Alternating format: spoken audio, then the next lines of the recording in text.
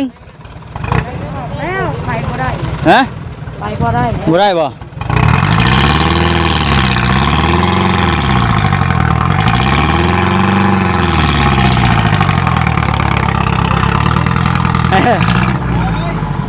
หัวลังเลยป่ะนี่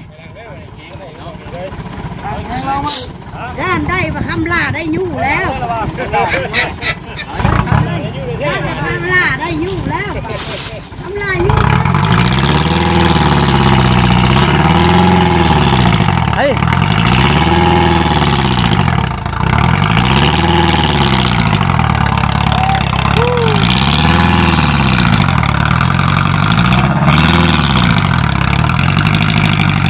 นักเนาะโอ้ยเนาะบ่ได้แล้วเว้นอุ๊บ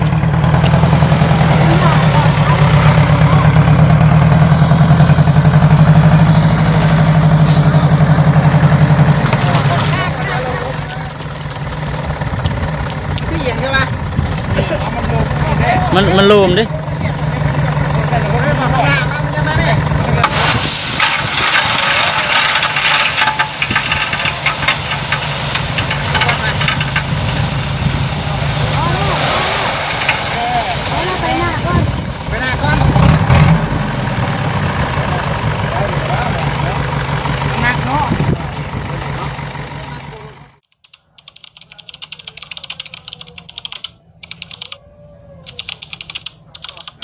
นับไปยังว่าสร้างเพิ่น100ตัวเพิ่นพูดแล้วก็มาเลยนัดเพิ่น3 มื้อผมว่าสร้างเพิ่น100เลยก็ยังนั่นอยู่ต่อค่าได้เงินจ่ายไปแล้วแม่นบ่เงินจ่ายเลยบ่นำอะไรตัวบ่แบบนั้นแสดงว่ารูปเด้เข้ามาบ่ฮอด100เนาะเพิ่นก็มาส่งอีกทั้งรูปทั้งโกนแล้วบัดนี้ก็ผลุดอยู่นู่นบ่พอเท่าใดเลยเพิ่นพูดให้อีกเพิ่นว่านะ เอ้าบ่าวคำลาบ่าว เป็นว่าเฮ็ดเมนูนี่กูแมงจิโล คัก สับ เสื้อท้องถิ่นเพิ่นเอิ้นว่านี่ไหนวะ จิโปมบ่ โปมพร้อมแม่นบ่ ให้ไทยแบบ30แล้วก็ตั้งแต่ หลงกำไว้ยังไงเนาะ แล้วลงได้จังหน่อยนี่ 30 3เทื่อนำ นับบ่ถึง100ไปทวงเราพอเองเด้อเนาะ เอาเลย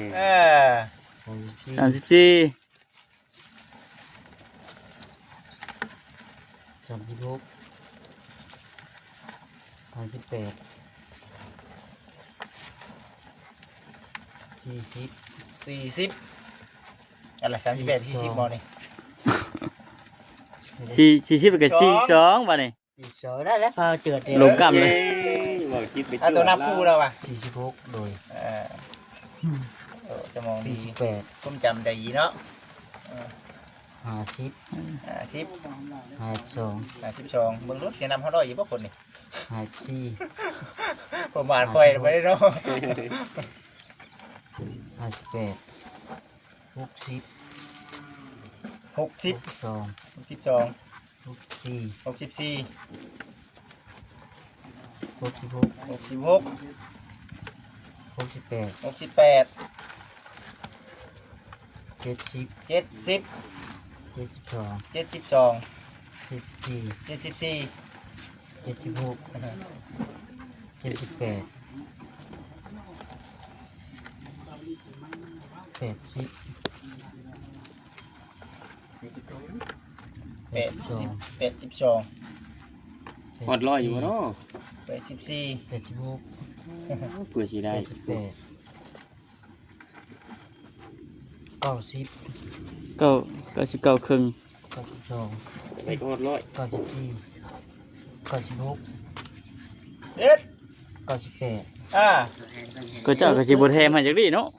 บ่เตรียมให้ได้บ่จักตัวนี่99 99 ร้อย ร้อยทวนเลย ทวน โอ้ โอ้ยนี่มีแถมอยู่ 4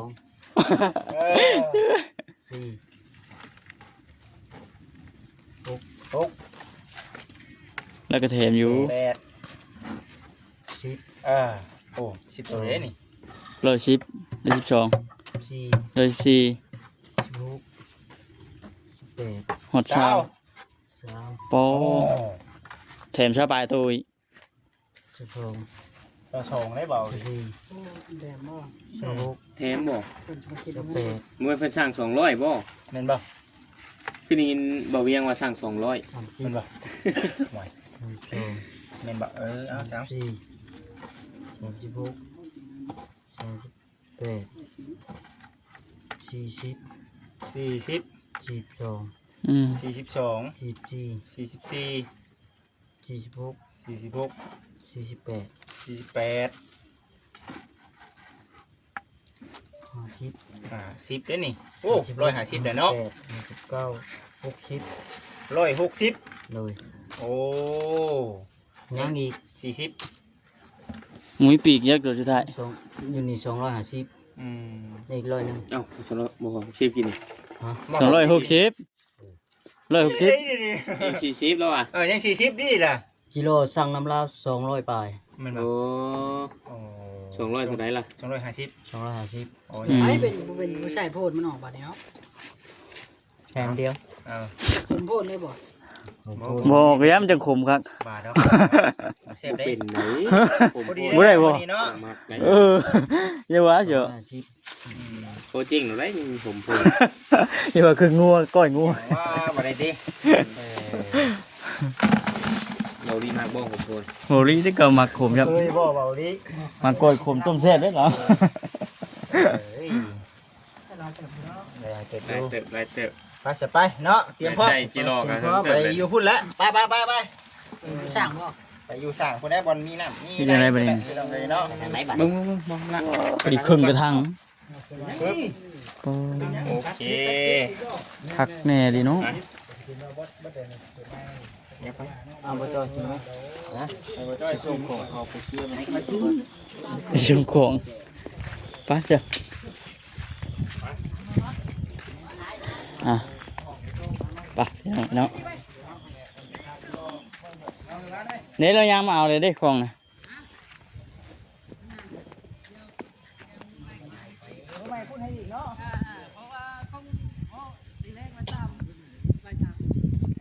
โอ้คุยสกุลไม่จะรอได้กับโบแมนง่ายเลย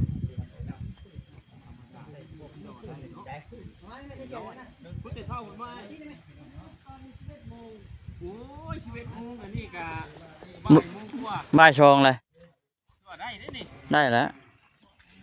จังน้อยประมาณบ่ายโมงหรือประมาณ2โมงเขาออกมาอีกจะมาให้ค่อยได้สิรอไปได้สิรอแล้ว บอกบางได้ก็ได้ ใส่ที่แล้วขวดแล้ว ก็จะยาวไป ถ่ายรูปไหมเลย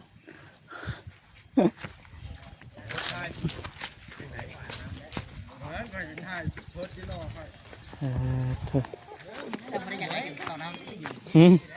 พ่อกำมาแล้วกำลังมา อ๋อเสาดีฟลาย โบกกับเพื่อนแน่ มาพี่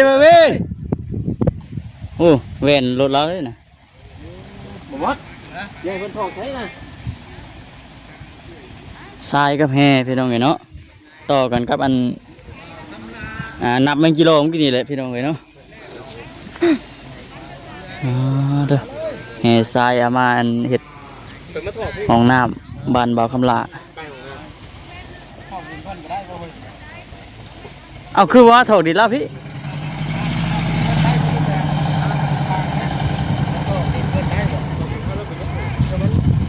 ไก่ พุ่งเขาทั้งนี้เลยไปพุ่นเลยนะ นี่มาจะได้มาพี่เด็กกับหุ่นก้นมานี่ทองนี่อะเนี่ยว่าให้เรามาพี่เลยกันนี่โอ้ยหนาพี่ปินดาเขานี่ก็จากนี่แล้วไปยังบ่อ่า เอา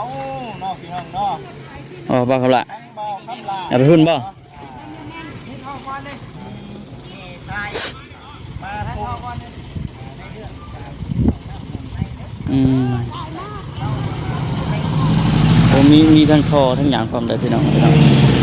มาพร้อมกันเลย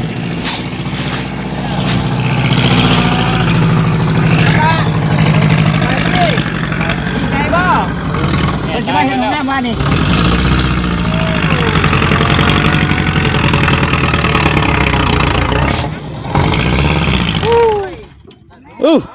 ดับครับ ของที่นี่ไปแท้กันอีบ่เคย บ่ได้ไอ้เท่าอยู่พี่แล้วมันจะไกล เอามันสิค่าเลยน่ะ โลมเลยได้น่ะ ไปหน้าไปยัง โอ้ยเขาหันลุ่น คุณน้องไปถอดอยู่นี่ เคยว่าโค้งมานี่เด้บ่วัด คล้องได้คล้องไป ได้นี่มานี่เลย เพิ่นเด็ก อันละคู่นะอันนึงได้ บ่นี่หุ่นก้นมานี่กระถอกน้องนี่ ได้บ่มันอ่อนบ่ดินมันบ่มได้เนาะวางต้นทางไปพอกอยู่เพิ่นได้บ่วางตอกเบาวางบ่ข้างหน้าหรือว่าเฮาเข้าไปไปแล้วพวก ได้ไหม ได้มาถอดนี่เนาะโอเคเนาะ นี่โค้งมานี่ก็เอาหน้าไปพุ่นนะหดหลังมานี้เอาออกหน้าบ่ครับล่ะฮะออกเลยจังผังไหมเนาะ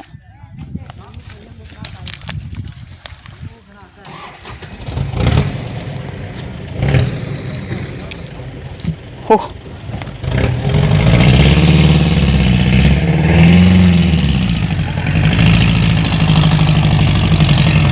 โอ้มันดิ้น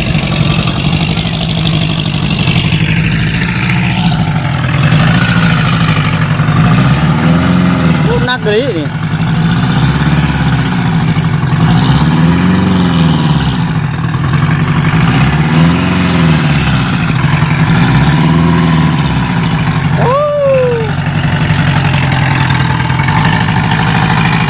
โอ้นักดีเนาะ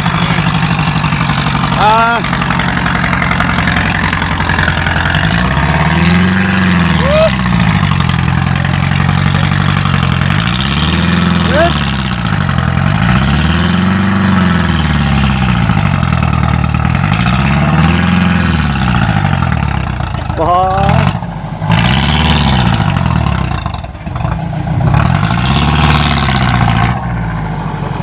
อะไรก็ให้วิทย์นี่ก็ได้ทางรถของเขาเนาะ ลืบอีก ไปถอกแล้ว ลืบอีกหน่อยนึง ไปถอกแล้วไปบ่ได้ ฮะ ไปบ่ได้ บ่ได้บ่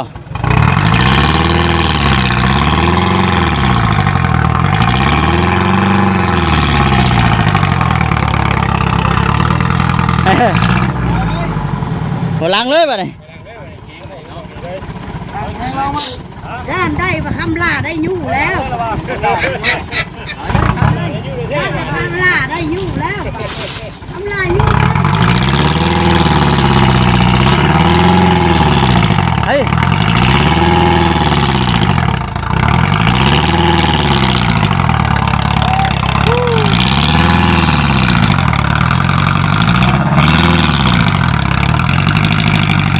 นักเนาะบ่ได้เนาะบ่ได้แล้วเว้นอุ๊บ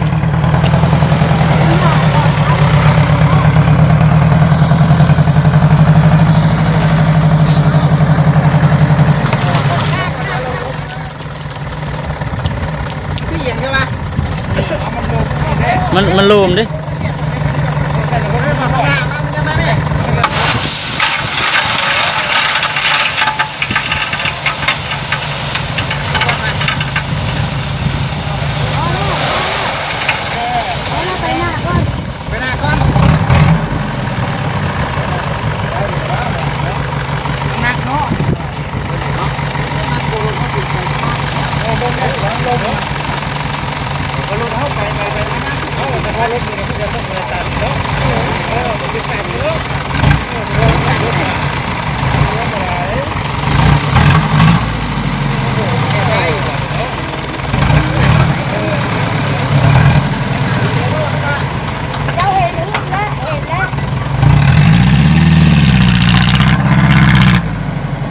เบาnhón bà này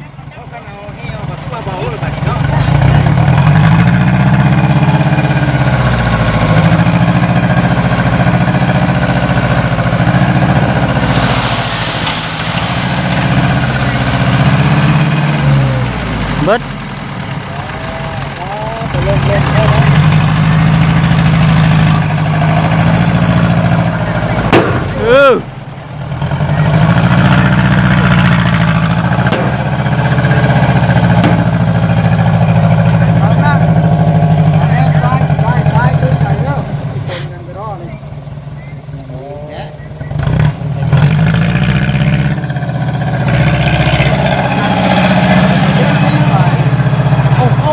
บอกคำลา ลูก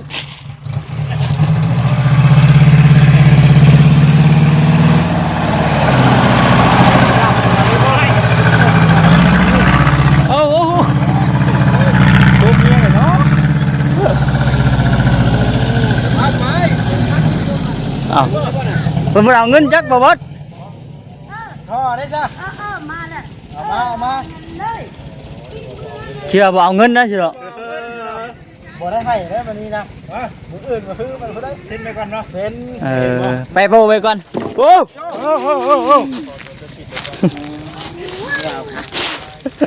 ไปพี่น้องเอ้ยเนาะโอเคพี่น้องเอ้ย เล่ง สบายดี